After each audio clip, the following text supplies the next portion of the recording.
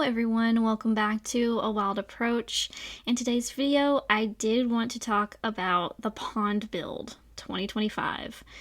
First ever pond we've put in. So, well, technically I've tried to do a miniature pond before, but that was a complete failure and is kind of hilarious. But I had to try it because I just wanted to try like a micro pond and it just didn't work. Anyway, this is the first real pond that we've ever put in. And I do want to discuss the process and how it was not just me. This was a team effort between 3 people. And so I do want to discuss that process. And I do want to preface this whole thing with saying that I am not a professional at all. The other 2 people who helped are not professionals in this area either.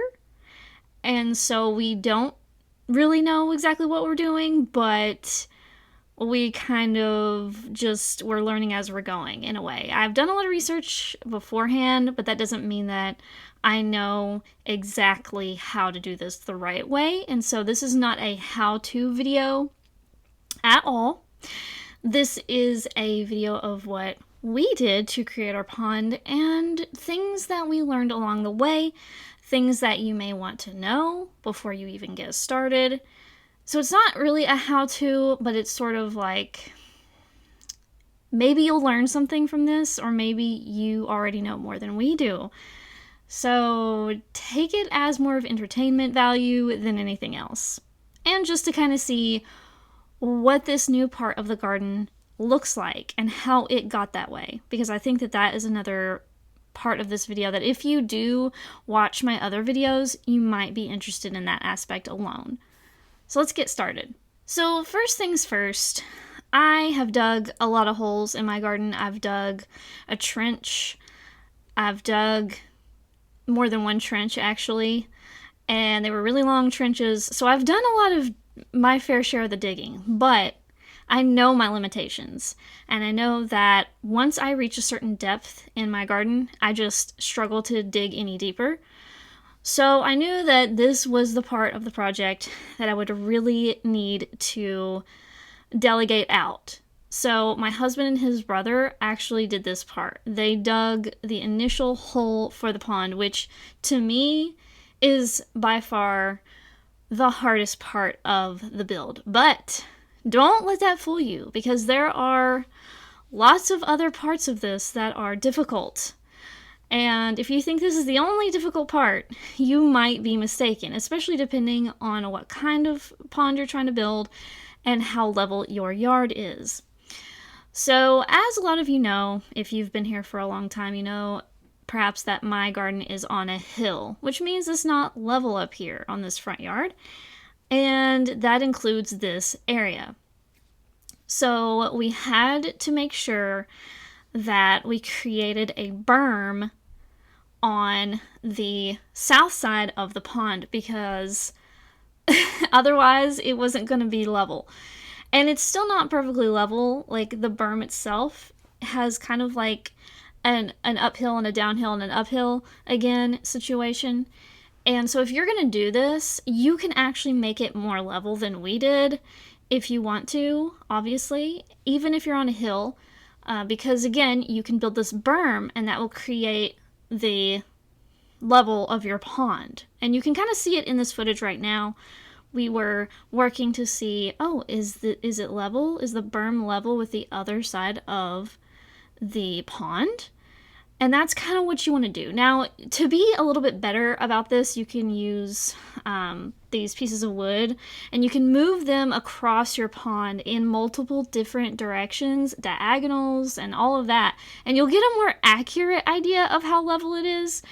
So just hitting that note while we're here, because I think that that's really important, because if you don't make it as level as possible, it's going to look kind of funky, especially before you get your plants in there. It's just going to look weird, and it's going to overflow out of the side of the pond that is lower. So any kind of low spot in your berm or in your edge of your pond that is lower than the rest, anytime you get a torrential rain or whatever it is, that could overflow through that little area right there.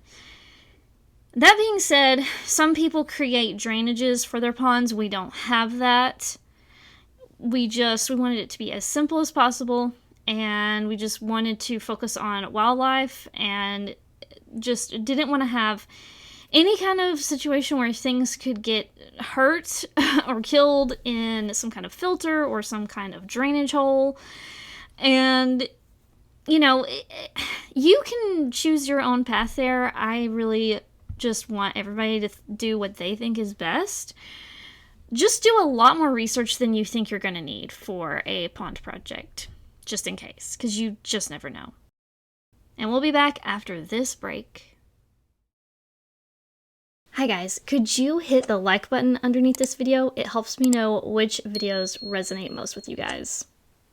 Do you need a short, quick guide to get started in wildlife gardening? Well, turns out I've got just the thing.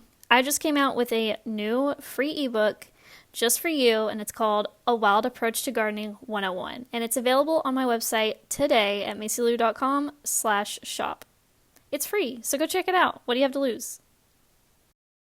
Okay, so after the hole is dug, there are some things you need to think about. You need to think about how soft does it need to be between your ground and the liner, because liners, if you buy the right liner for this, it's going to be puncture resistant, but it's not puncture proof. And so you need some kind of soft material between your ground and your pond liner. I actually didn't have this prepared ahead of time, and that is one of the main issues that I do want to say in this video. So what I used was sand that I had, I used soil that I had, and I used like plant material. So I grabbed plant material from around the garden. I had a lot of goldenrod and asters that were popping up really tall, and so I chopped them down and I threw them down to be a small, soft barrier between the ground and the liner. Now, you're gonna want more of a thicker layer than what I did if you want to be extra safe and careful. And so the reason that I don't have something else there than what I have is because when I looked into the pond pads that you could get to protect your liner, everything I read was terrible news. Everything I read about them was just like, it's really bad for the environment to put this in, and it's really bad, like all this stuff about microplastics, all about this stuff about just all the horrible things it's going to put into your soil, into your environment. And I was like, uh-oh, I don't want to do that. And I wish I would have known that before I started the pond build, because if I did, I would have had a better plan on that soft material. So that being said, if you can find a good soft material to put between your ground and your pond liner, that's going to go a long way. Some people use newspaper, so just figure out what you can use. Some people use sand, some people use newspaper, some people use mud. And the issue with me and not using like mud and soil and stuff is because most of the pond soil that was dug created the berm. So if you have a level yard where you're putting your pond, that's going to help you so much, because then you're not necessarily going to have to create a berm to make your pond level. And then you can use that soil to create a soft layer under the liner and to create your soil for in your pond, which I will talk about later. Now, my friend Regina, she let me borrow a screen that she had created to screen her soil. So let's talk about that. This area of soil was very much rocky. Didn't know that until we got to digging. And this is really the only place I could think of to put this pond that made sense. So we just went with it anyway. This area was so gravelly. It was the most gravelly area of my whole garden that I can possibly think of. And so we would not have picked that if we knew that ahead of time. So if your soil is really gravelly, you're going to want to screen your soil even more because, and when I say even more, I mean like you're going to want to take that step because you're going to want to get some of those bigger rocks out of there and some of those bigger chunks out of there that are potential puncture hazards for your liner. And so that's what I was doing. I was screening the soil, and that part was really a lot of work. But we will get into that later because first, before I really did a lot of work with the soil, because you saw what my soft layer ended up being, then we put on the liner. Now, the liner we first bought, we got on a really good deal for like $50, and it was the wrong size. So the way that happened is we bought the liner before we made the pond.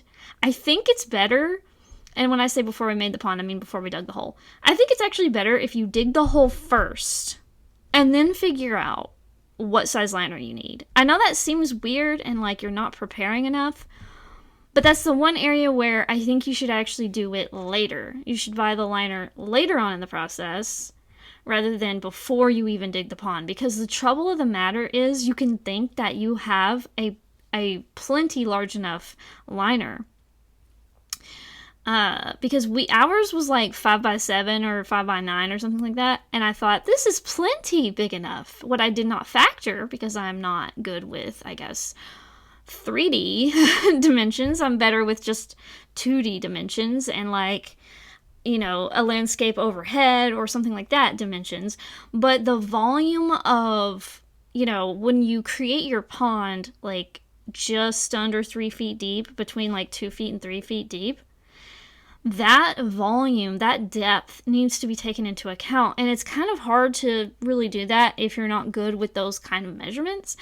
And so it's better to just go ahead and dig the pond, especially if you don't know what depth you want to do, you don't know what width and everything you want to do exactly, you just know the area of your garden you want it to be in. And that's really all I knew. I just knew I want it to fit in this area and I want it to be about this size. So keep that in mind. That may sound silly, but I legit made that huge mistake. So I ended up having to pay like a lot of money for the second liner.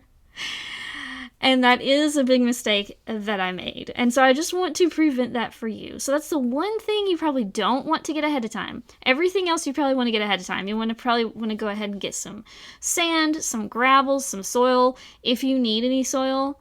And here I am screening my native soil, and you can see that this was full of gravel. So not only did I use most of the soil for the berm, I also had to screen out so much of the native soil that I had very little soil left. I mean, it wasn't just this small portion of this bucket. I had more than that.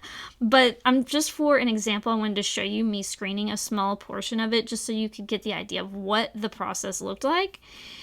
And so as the rain came, you know, we attached our downspout to the pond. So what we did was we took the downspout bottom piece off of the corner. That kind of just led to like a splash pad. And I think that's what they're called, splash pad for your downspout, you know. We just removed that and then put a longer piece of gutter that we already had, a longer piece of downspout onto that downspout corner and ran it to the pond because we had the pond super close to our house and super close to the front of like where our downspouts were. So we were able to just connect the downspout to the pond as you see in this footage right here, which the reason for this is I really wanted to try my best to use rainwater to fill the pond.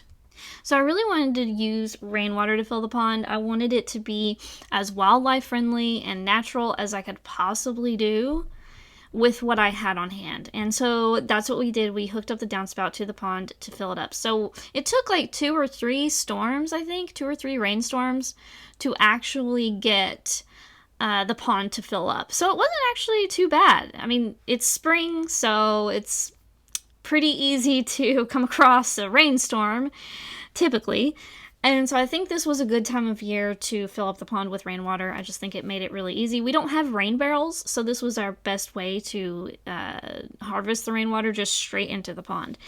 And what we did was, once it was full, we just unhooked that big piece again from the downspout and put the downspout back kind of the way it was. We actually kept a piece of it longer so that it would, not the water that would come off of the thing wouldn't like hit the splash pad and like be as close to the house. So we actually brought the water further away from the house, which is good, So we kind of did a little bit of home maintenance at the same time. And as you see in this footage, we also dump our dehumidifier water into the pond to keep it topped off. And so my friend Regina, she's already got a pond, so she's already got something going and established at her place. And so she has some really good tips, and she told us that we're going to have to top this thing off, even though we filled it up with the rainwater and all that, or, we're going to have to top it off because in the summer it's going to evaporate. Some of that water is going to evaporate, and she said that it could be quite a bit of evaporation. And so because the pond is smaller, that's more of an issue to think about. And so we thought about it and we were like, what about our dehumidifier? We're always just pouring that water either down the drain, or I'm watering like my indoor plants with it, but I don't really have a lot of indoor plants at the moment. I just have a couple. So I don't have as many indoor plants as I usually do because, when I grow some things from seed inside, I might use it for that. But other than that, we're just pouring it down the tub drain, right? And so we're like, well, why don't we just top the pond off with the water? And so far, it's been great. Now, to be fair, it is May 21st when I'm recording this audio. So we are not in summer yet. We're not in the hottest part of summer yet. So I have no idea how much our pond is going to evaporate. But what I do know is our pond is in a full sun location and gets very little shade at this point. And so it could have a lot of evaporation issues. It really could. So I think that what we're going to do is we're going to start off with what, we have the full pond at the moment, and we do every once in a while top it off with the dehumidifier water. And then as summer gets hotter and hotter, we're going to just kind of keep an eye on the pond level. We're just going to kind of see, does it go down significantly? Can we keep that topped off with the dehumidifier water, or are we going to have to supplement it with something else? Because that's not a lot of water. The dehumidifier bucket is pretty small. So it's not really adding a huge amount of water to the pond, but we do have to empty that bucket almost every day. So it's a significant source of water, consistently, for the most part, for most of the year, except the wintertime. But it's not a lot of water at once. So it would be kind of a consistent but small, gradual topping off. So we'll see how that goes, because if that doesn't work out in the heat of the summer, we will probably need to get a special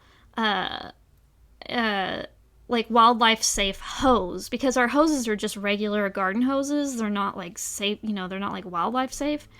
So there's this special hose you can get that helps to be safer for the wildlife. So yeah, the water that is in the city can also not be great for the wildlife, but the hose material itself can also not be great for wildlife, regular hoses.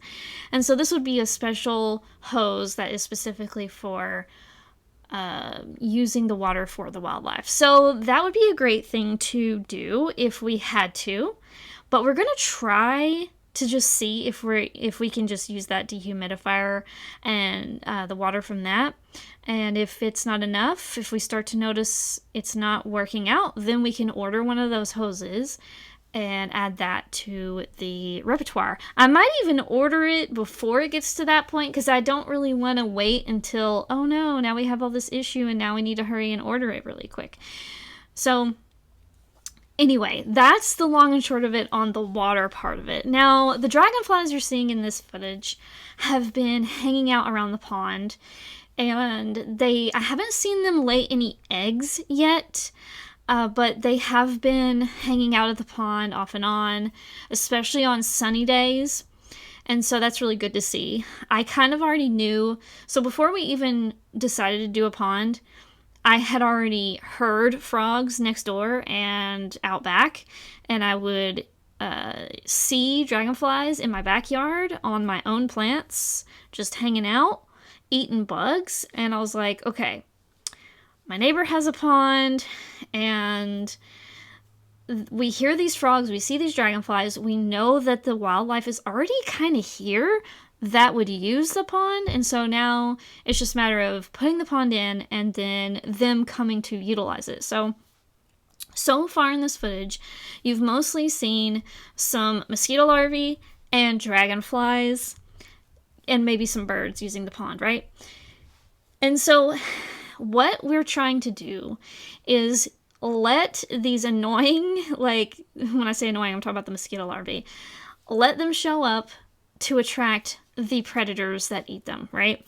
And so rather than using a mosquito dunk, which I would normally do, I would normally use mosquito dunks in any standing water, say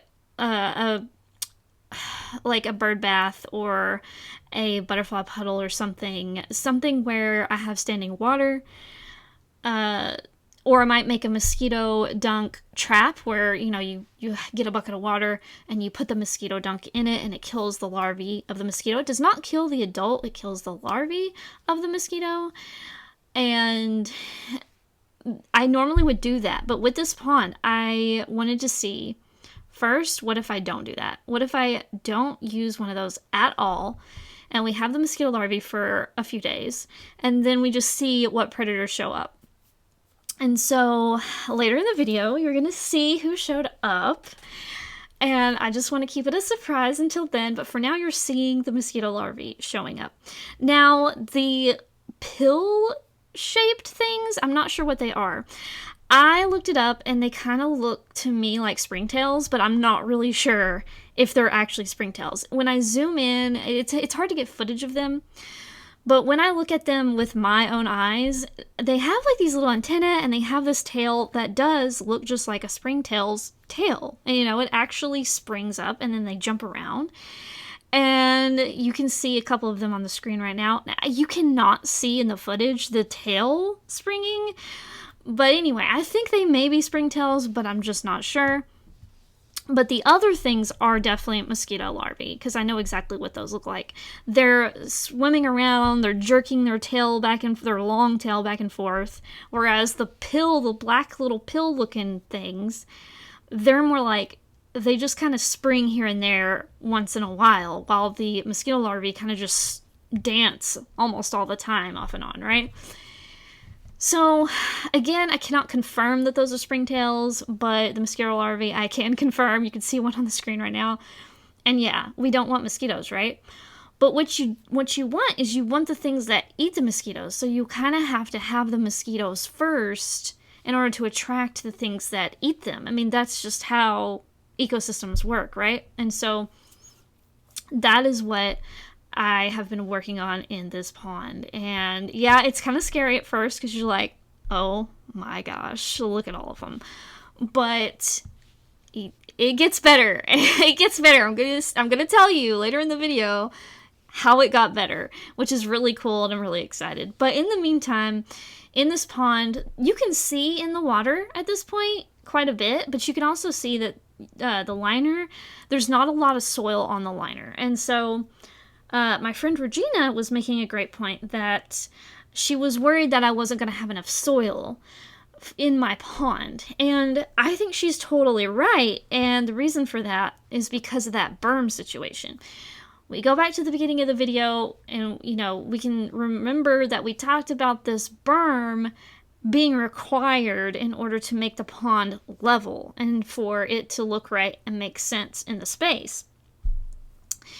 And because of that, almost all of my native soil was used to create that berm. And I only had a little bit of native soil left over, and even that had to be screened, and I had to take a bunch of rocks out of that in order to even use it, because otherwise it could damage the liner, right? And so it's been a challenge. But I found a professional wetland, I don't know what you call them, but a professional wetland person, someone who is somebody who actually plants plants in a wetland as a part of an organization, as a part of, I don't know, the county, the state, whatever it is. And they actually go to these large ponds, maybe even lakes, and they plant these marginal plants and these other kinds of plants, these floating plants, like all these different kinds of plants in wetlands, aquatic plants, and freshwater. And they talked about soil, and they said, and I'm going to get real specific about brands, and I am not sponsored, so don't take this as a sponsor. Do not take this as this is the only thing you can do.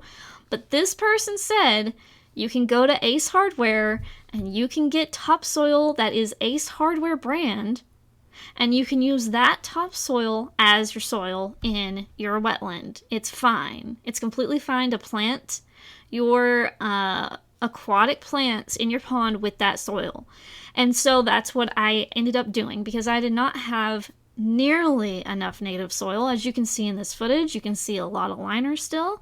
Even though the pond is starting to get really full, you can still see there's a ton of liner because there's not nearly enough soil. So I made some mistakes along the way and definitely used a little bit, not a lot, but a little bits here and there of just soil I had on hand, which was not native soil, it was just soil I had on hand because I was kind of getting desperate. And I was like, okay, what else can I do? I need to hurry and cover this liner.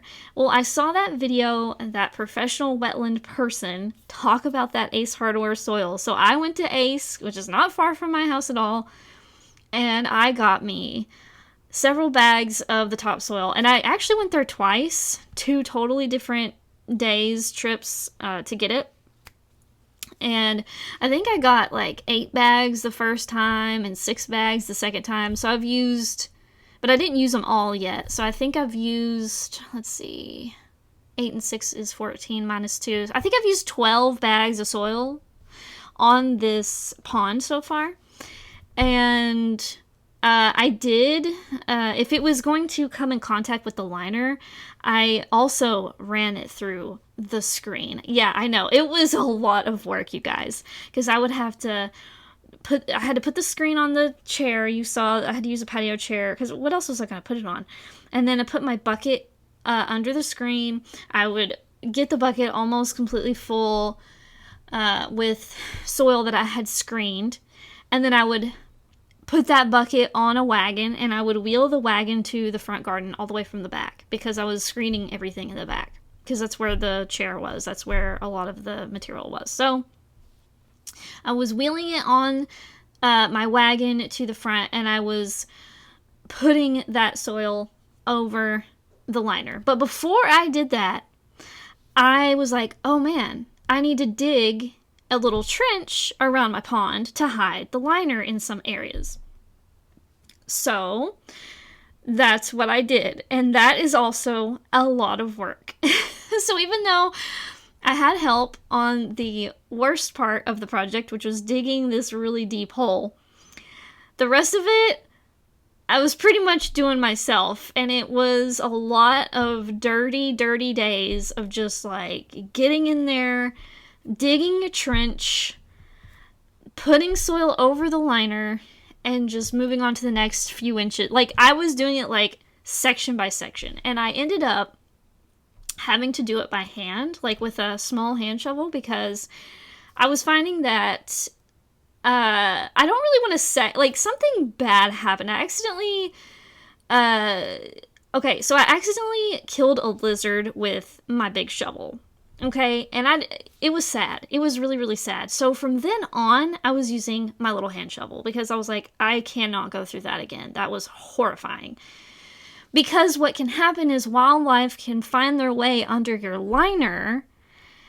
And so if you are trying to dig your trench to hide your liner, well, you could accidentally stab a lizard or whatever it is that has found refuge under the liner. It was something I never even dreamed would happen. But keep that in mind when you're digging your trench around your pond. You might have to use a little hand shovel that's more blunt, so that you don't accidentally kill any wildlife that's in the area, because they're going to go to this pond super fast. Like, even things that aren't aquatic are going to just be magnetized to this place, and they're going to really see it as an asset. And so they're going to shelter under the liner, in the plants, in the rocks. So you just got to be super careful. Lifting rocks is another thing. You could have a lizard hiding under a rock, so you just kind of want to be careful. And it is really hard to never ever cause any destruction when you are doing something this destructive. I mean, it's constructive, but it's also destructive. You got to remember, you're destroying this part. Like, this piece of land is getting destroyed in a sense and being rebuilt differently. And so you could injure wildlife or kill wildlife in the process. And so try to be careful. It is sad when that happens. And try not to beat yourself up, because you are trying to make the habitat better. And so when these things happen, forgive yourself. You might have to get a tissue and cry it out for a while. I had to do that. And then just get back in there and keep going, because the wildlife really value this water source. At the end of the day, they're going to value this water source, and it's going to be worth it. You just got to take it slower. I was in a hurry. I was trying to hurry and dig this trench because I knew it was going to be hard work, and I just went too fast. And you just got to slow down. You just got to breathe, and you just got to try to just move a little slower, because I mean, we're all told that the liner, even though it's UV resistant, that it can still degrade really badly in the sun. So we're trying to hurry and try to cover the liner as fast as we can. But there's a give and take to that. You've got to, you want to go as quickly as you can to cover the liner, but you also need to be slow enough that you're not causing more destruction than you have to in the habitat. So just try to balance that as best you can. And I don't think that it's ever a perfect process. I think that there are things that come up and things that happen that we don't expect, especially when we're not professionals at this and we're just DIY home garden people, and we're just kind of figuring this out. It's just it's a learning curve for sure. It's a lot of work. And I think that it's hard to actually show how much work goes into making a pond in a book, in a video, in a podcast, in a blog, in an article, anything I've seen makes the pond building process look easier than it is. Let's just put it that way. Even this video right now, which I'm telling you a lot of the hardships that have come through it, even this video where I am bearing my soul a little bit about how hard this process has been and how much work it's been, even this video does not capture the full work that it took, because there were many, many days where I was just focused on this pond. There were several weekends where that's what my focus was. I gotta work on the pond again this weekend.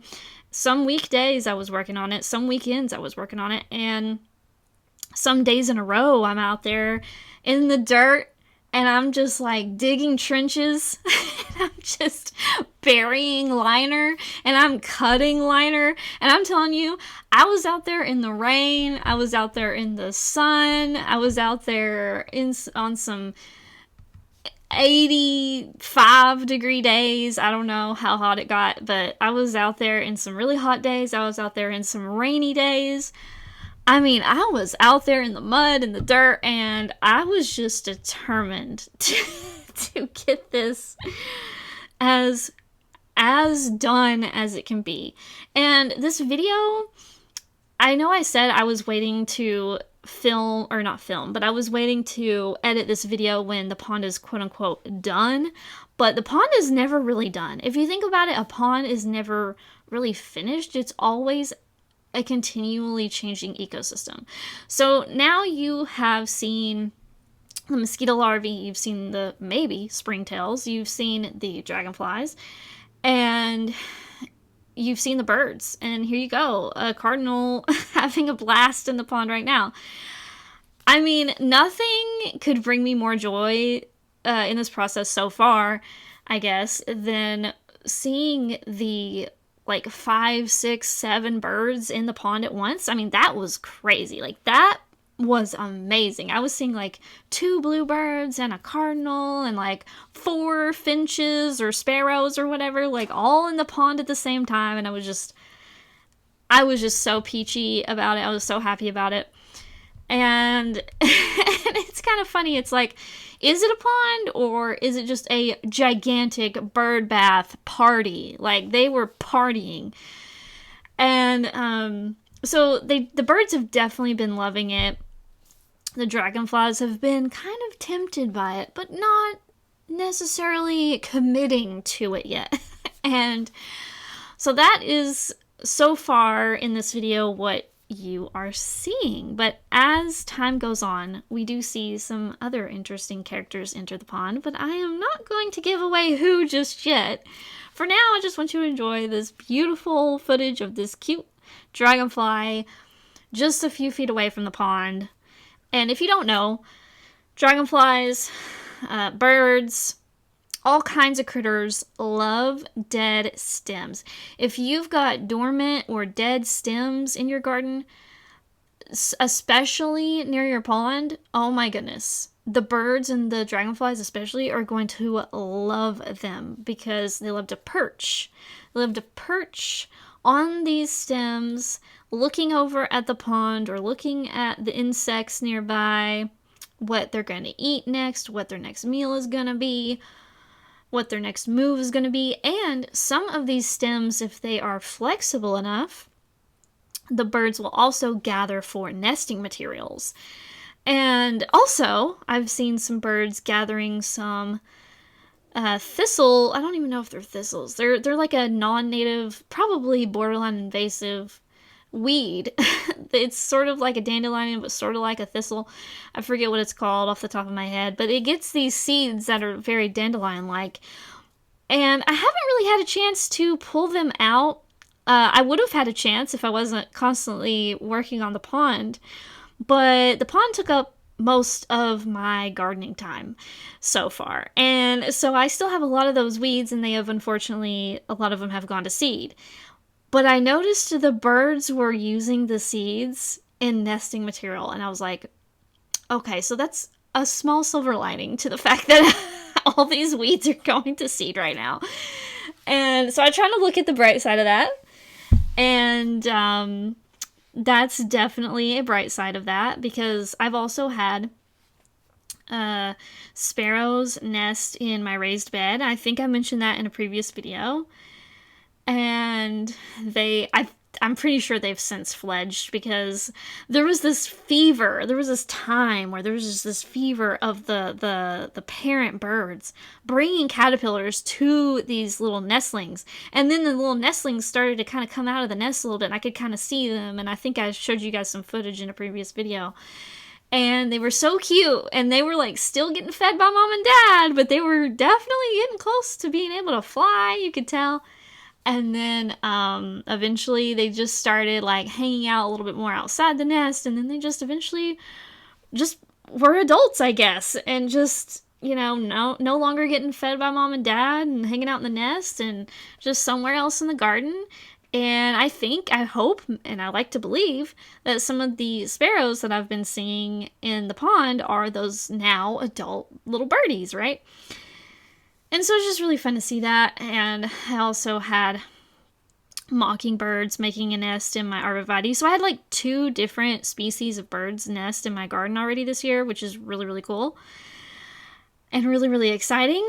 And I'm really happy with the things I've been seeing, even though everything's imperfect. Like, I made a whole video about not letting perfectionism ruin your love of gardening, and I stand by that because we cannot because if we try to be perfect with everything that we do, we're just not going to start. Like, think about how crippling trying to perfect something before you even start, even what it does to your mental health, and how it can just completely keep you from even beginning a project.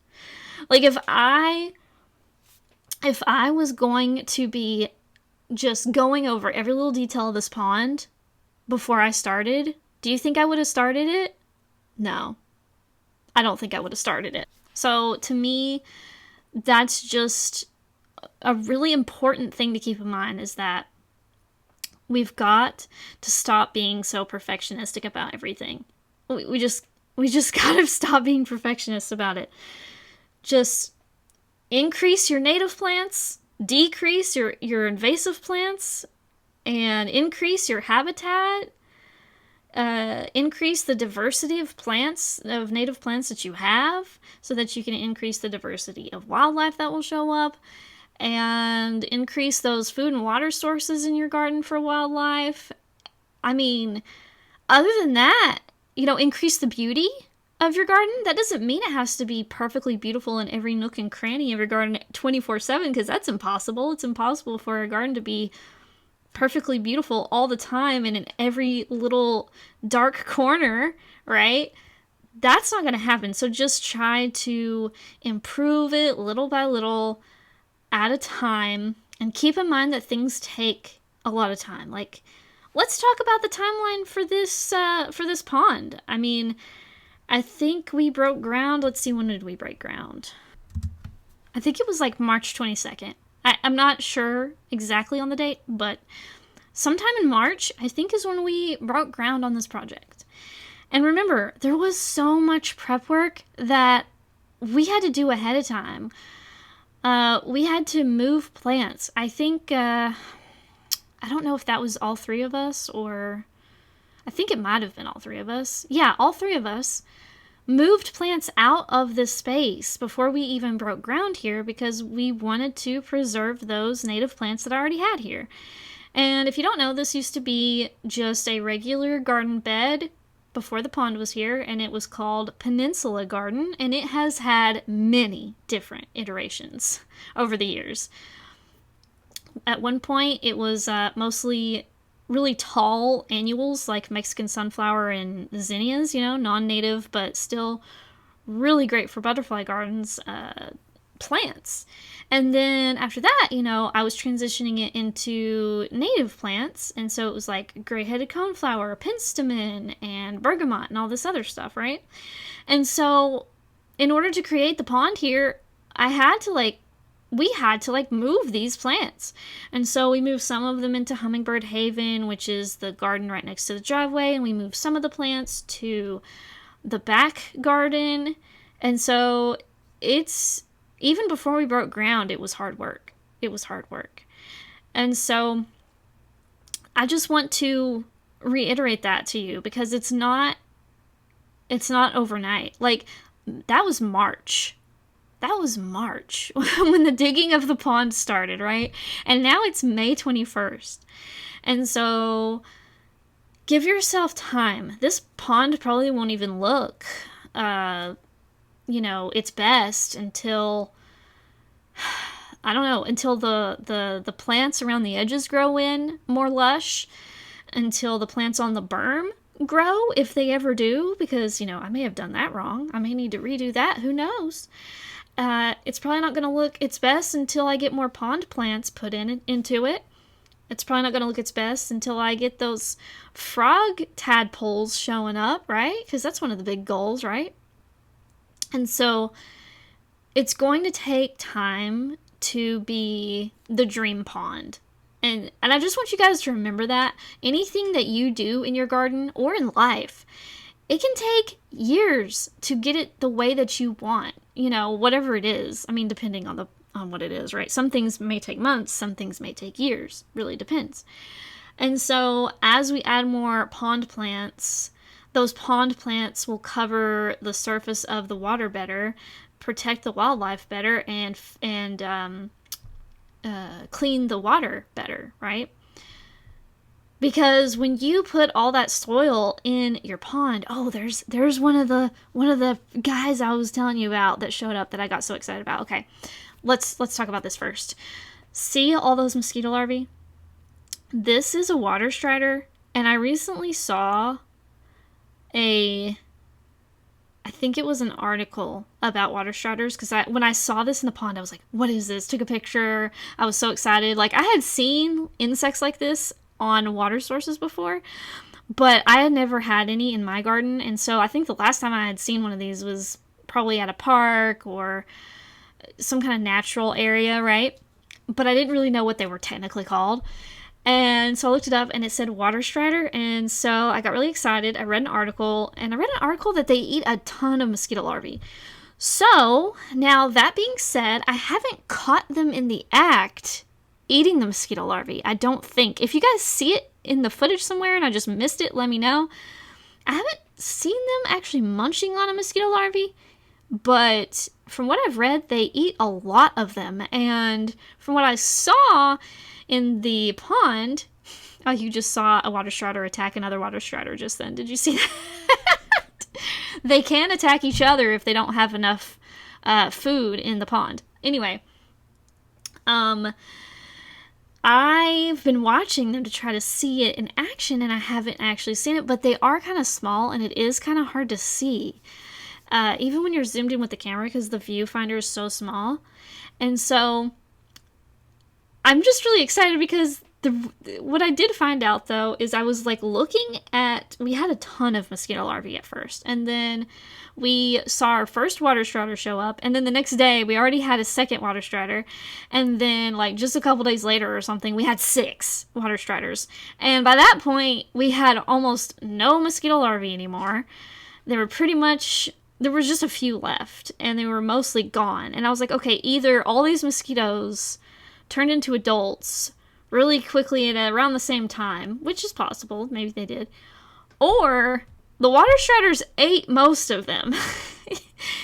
And I think the water striders ate most of them, because I've only seen a couple of mosquitoes, in like adult mosquitoes, in my garden this year so far. I think I've only been bitten like once or twice. And yet there were a ton of the larvae in the pond. So I'm like, that meth ain't mathin'. So I'm thinking the water striders ate a lot of those. And so what's really cool about water striders is they can fly. So if they don't have enough food in the pond, or if the pond water level is getting too low, or whatever the environmental changes are in their environment, they can just get up off of the surface of water and just fly away and find a new habitat. And so they're really, really interesting critters, because not only that, once they stop eating, or once they run out of other food sources, they can eat each other. So from what I'm seeing, they can eat each other, they can eat mosquito larvae. I don't know what else they eat, so I might do a little bit more research on that. But so far, they are so fun to watch. I absolutely love watching them. And there are different species of water striders, and I don't know what kind I have, because I'm just not good at identifying the different species of water striders yet. They're just so small and so hard for me to like get really good images of. So if you can tell by watching this video what kind this one is, let me know. But I'm just not sure. I'm just happy they're here, because they seem to be doing exactly what I need them to be doing, which is really cool. And they're also just really fun. They're so funny how they glide across the water, how they're just hilarious. How they jump on each other. It's so funny. And I can't get enough of them, honestly. But they've been fun to watch. And that being said, if you guys have any questions for me about this pond build, you don't hesitate to put it in the comments. I don't know that I'm going to be able to help you with your question because, again, I'm not a professional and this is all DIY and a lot of reading books, watching videos, reading blogs, reading articles, and I'm still probably not doing it the best way because I'm just a person. I'm just a gardener doing this at home and figuring it out. And so yeah, leave me some comments. Tell me what you think. And I know that this pond isn't technically finished, but this is mostly done. You know, I've planted things around it. I planted anise hyssop, which you may or may not have seen earlier in the video. I planted late boneset, and the reason for that is these are plants I have. So I started late boneset and hyssop from seed in my big pots that I talked about in a previous video. And so I had plenty of both of those to go around, and so I put some of them around the pond. I put a few rocks around the pond, but I didn't want to bring a bunch of big rocks in, and I didn't want like a big dump truck of soil either. That's why I did the bagged soil, because I've done the dump truck of soil before, and it is not fun. I've done the dump truck of mulch, I've done the dump truck of soil, I've done the dump truck of compost, and let me tell you, I'm done for now with the dump trucks of material because it's a lot of material and you've got to clean it off of your driveway and it leaves dirt everywhere, even with the tarp, because your tarp, yeah, it might get a hole in it, like mine did. And it leaves a mess, and it's a lot of hard work shoveling that stuff. On top of it, I already knew I was going to have to screen a lot of this soil. Even the bagged soil I screened if it was going to come in direct contact with the liner. And so I'm telling you, it's a lot of work. So I didn't want to deal with the dump truck thing because I've done that. I regraded the back. We regraded the backyard after the porch rip out and fixed a lot of issues back there. And that took a lot of soil and a lot of work. And let me tell you, it's really just, I needed a break from that. So I was like, you know what? I'm doing the bagged stuff this time. Give me a break, okay? And so that's why I didn't do that. And that's also why I didn't get a big truck of rocks. But it's also because, you know, my favorite ponds actually have more plants up to the edge rather than rocks up to the edge. No shade to anybody who has a bunch of rocks around their pond. I like some rocks. As you can see in the footage, I have some rocks. Don't get me wrong. But I just didn't want the look of like boulders around the entire edge of the pond for multiple reasons. One, it's just not my aesthetic. I want it to kind of look more cohesive with the garden, which would mean more plants up to the edge, which is going to be a challenge because of the pond liner. So I might have to do some tweaking over time for that, because I don't know if those plants are going to grow. I don't know if I dug a deep enough trench. I have a lot of questions, but I planted pickerel weed and horsetail. The horsetail's in a container for now, and the pickerel weed is directly in the soil of the pond. So that being said, please don't forget to hit like and subscribe and let me know what you think of the pond so far in the comments below. And I do have a lot more planned and more plants that I want to get for it. And so there should be some updates in the future. And just be patient with me. And I do have other videos coming up, so just don't forget to watch those. And I'll see you next time. Bye, guys!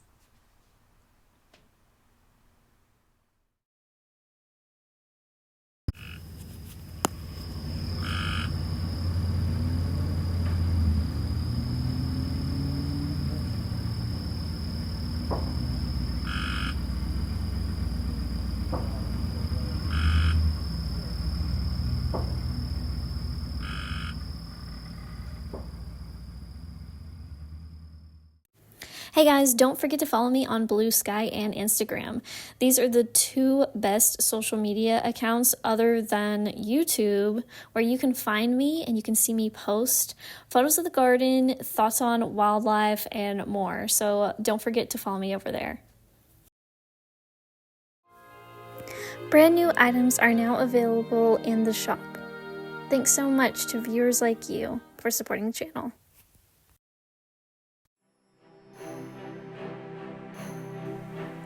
To support the channel, like the video, comment, and subscribe. You can also support my work by buying art from me at macylou.com. Thanks for watching!